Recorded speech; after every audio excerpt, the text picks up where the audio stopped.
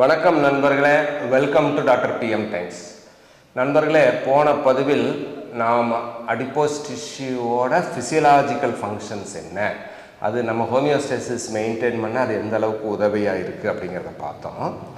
அந்த adipose tissue excess ஆனால் எதுவுமே அளவுக்கு மிஞ்சினா அமிர்தமும் நஞ்சாகும். அப்படி இருக்கும்போது அதே தான் கொழுப்புலையும், கொழுப்பு அளவுக்கு மிஞ்சினா நம்மளுக்கு உடல் பருமன் ஏற்படுது. ஒபிசிட்டி அப்படின்னு என்ன? Obesity is excessive deposition of triglyceride in the adipose tissue. அதனால் நம்ம உடல் பருமன் வெயிட் ஜாஸ்தியாகி அதனால் நம்மளுக்கு வர உடல் உபாதைகள். It's a complex disorder, it's a heterogeneous disorder. இதுக்கு நிறைய காரணங்கள் இருக்குது. It's a heterogeneous. ஒரு காரணத்தினால ஒபிசிட்டி வரதில்லை. எல்லாருமே ஒபிசிட்டி நம்ம அதிகமாக சாப்பிட்றதுனால வருது அப்படின்னு நினச்சிக்கிறாங்க. அஃப்கோர்ஸ் நம்ம அதிகமாக சாப்பிட்றதுனால தான் வருது, பட் அது மட்டும் காரணம் இல்லை. It's a heterogeneous disorder. 3 காரணங்கள் பொதுவாக மேஜராக சொல்லலாம். ஒன்று, obesity is caused due to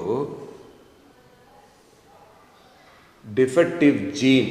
ஜெனட்டிக்காகவே obesity பார்த்தோன்னா ஒரு பரம்பரை வியாதி மாதிரி சொல்லலாம். ஒரு குடும்பமே பார்த்தா குண்டு குண்டாக இருப்பாங்க. ஒரு பரம்பரையாகவே அவங்க தாத்தா காலத்துலேருந்து அவங்களுக்கு அந்த ஜீன் மூலமாக அது இருப்பாங்க. இப்போ ட்வின்ஸ் இருந்தாங்கன்னா பார்த்தீங்கன்னா 2 பேருமே மேக்ஸிமம் ட்வின்ஸ் வந்து குண்டாக இருப்பாங்க. இல்லை 2 ட்வின்ஸுமே ஒல்லியாக இருப்பாங்க. ட்வின்ஸில் ஒருத்தர் ஒல்லியாக ஒருத்தர் குண்டாக நம்ம பார்க்கவே முடியாது. ஸோ ஜீன்ஸ் தான் main cause. Genes contribute to 25% of cause for bad genes. Obesity gene 25% of cause for obesity is due to genes. அடுத்தது ஒபிசிட்டி காரணம், அடுத்த காரணம் வந்து கல்ச்சரல். பை கல்ச்சர் ஒரு சில ரேஸ் பார்த்திங்கன்னா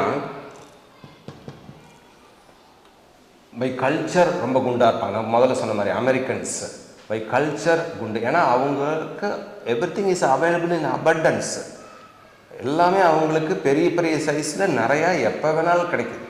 அப்புறம் அவங்க அதிகமாக பேக்டு ஃபுட்ஸ் தான் சாப்பிட்றாங்க. அதில் ப்ரிசர்வேட்டிவ்ஸ் ஜாஸ்தி, சால்ட் கண்டென்ட் ஜாஸ்தி. அப்புறம் நிறைய food delivery apps, food delivery systems வந்துருச்சு. நம்ம இருந்த இடத்த தேடி உணவு வருது, நம்ம அதிக சிரமம் இல்லாமல் வருது. ப்ரீ குக்குடு ஃபுட்டு கிடைக்குது, அதுவும் நிறைய கிடைக்குது.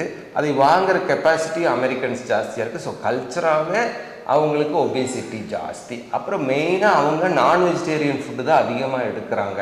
ஸோ அது வந்து உடல் பருமனுக்கு அதிக நான் வெஜிடேரியன் ஃபுட்டு சாப்பிட்றதும் ஒரு காரணமாக அமையுது. அடுத்தது நான் டிரான்ஸ்மிசிபிள் காசஸ்ன்னு சொல்லுவாங்க. ஸோ 45% வந்து நான் டிரான்ஸ்மிசிபிள். இண்டிவிஜுவல் அவனோட தனித்தன்மையினால், அவனோட பழக்க வழக்கத்தினால அது வருது. இண்டிவிஜுவல் காரணங்கள் எதனால்? ஃபிசியலாஜிக்கல், அவரோட ஃபிசியலாஜிக்கல் இன்ஃப்ளூயன்சஸ். அவர் எப்போ சாப்பிடணும், எப்போ சாப்பிட்றத நிறுத்தணும் அப்படிங்கிறத நிர்ணயிக்கிறது ஃபிசியலாஜிக்கல் இன்ஃப்ளூயன்சஸ். ஏற்கனவே சொன்ன மாதிரி அவரோட கல்ச்சுரல் பேக்ரவுண்டு. ஒரு சிலர் வாரத்துக்கு 2 நாள் உபவாசம் இருப்பாங்க, ஒரு சிலர் ஒரு மாதம் முழுவதும் உபவாசம் இருப்பாங்க. ஸோ அவங்க கல்ச்சர்லேயே அந்த உணவு பழக்க வழக்கம் ஸ்ட்ரீம்லைன் பண்ணுது. ஒரு சிலர் மெயினாக வெஜிடேரியன் ஃபுட்டு சாப்பிடுவாங்க, ஒரு சிலர் மெயினாக நான் வெஜிடேரியன் ஃபுட்டு சாப்பிடுவாங்க, ஒரு சிலர் 2 வேளை மட்டும் சாப்பிடுவாங்க, ஒரு சிலர் 4 வேளை சாப்பிடுவாங்க. ஸோ பை கல்ச்சர் அவங்க வீட்டில் என்ன பழக்க வழக்கம் இருக்குமோ அது டிட்டர்மின்ஸ் இண்டிவிஜுவல். அதுக்கப்புறம் பிஹேவியரல் இன்சிடென்சஸ்ஸு, அவங்களோட பிஹேவியர், அவங்க என்ன பழக்க வழக்கத்தை அவங்க ஏற்படுத்தி இருக்கிறாங்க, அவங்க எப்படி பழகி இருக்கிறாங்க அப்படிங்கிறத பொறுத்து அது அது இண்டிவிஜுவலிஸ்டிக், அவனுக்கு தனித்தன்மையானது, அது வந்து டிரான்ஸ்மிட் ஆகாது. ஸோ இது எல்லாத்தினால ஒபிசிட்டி வர்றதுக்கு வாய்ப்பு. அதனால தான் இதுக்கு பேர் ஹெட்ரோஜீனஸ் டிஸார்டர். ஸோ இதில் சிம்பிளாக ஒரு இதில் சொல்லணும்னா ஒரு பேலன்ஸ் போட்டுக்கலாம், ஒரு பேலன்ஸ். ஸோ இது ஒரு ஃபிசிக்கல் பேலன்ஸ்ன்னு இமேஜின் பண்ணிக்கோங்க. இது ஒரு ஃபிசிக்கல் பேலன்ஸு. இதில் நடுவில் முள் இருக்குது. ஸோ இந்த தட்டில் எனர்ஜி இன்டேக்கு, இந்த தட்டில் energy output. So energy input எப்படி இருக்குது? மேக்ஸிமம்மு ஒரு பிரமிட். கார்போஹைட்ரேட் அதிகமாக, protein, fat. So fat, protein, carbohydrate, இதுதான் source, energy source. So when energy intake body weight is equal to energy intake source minus energy expenditure, நம்ம உபயோகப்படுத்துகிற energy எக்ஸ்பெண்டிச்சரையும் ஒரு பிரமிடாக போட்டுக்கலாம். 3 விதமாக நம்ம எனர்ஜி எக்ஸ்பெண்டிச்சர் பண்ணுறோம். ஒன்று அதிகமாக 70% basal metabolic rate. Next TF அப்படின்னா thermic energy for food intake, நாம் செரிமானம் பண்ணுவதற்கு உபயோகப்படுத்துகிற கலோரியோட அளவு. அடுத்தது ஃபிசிக்கல் ஆக்டிவிட்டி. ஸோ அது basal metabolic rate 70%, thermic energy for food 10%, physical activity maximum up to 20%, minimum 5%. இது ரெண்டையும் நாம் நிர்ணயிக்க முடியாது, இது ஏற்கனவே நிர்ணயிக்கப்பட்டது. பேசல் மெட்டபாலிக் ரேட் ஒருத்தருக்கு எவ்வளோ இருக்கணும், தெர்மிக் எனர்ஜி ஃபார் ஃபுட்டு எவ்வளோ இருக்கணும்னு ஒருத்தருக்கு நாம் நிர்ணயிக்கிறது என்ன, ஃபிசிக்கல் ஆக்டிவிட்டி மட்டும்தான். நம்ம ஃபிசிக்கல் ஆக்டிவிட்டி பொறுத்து நம்ம எக்ஸ்பெண்டிச்சர் 5%ஆகவும் இருக்கலாம், மேக்ஸிமம் 25%ஆகவும் இருக்கலாம்.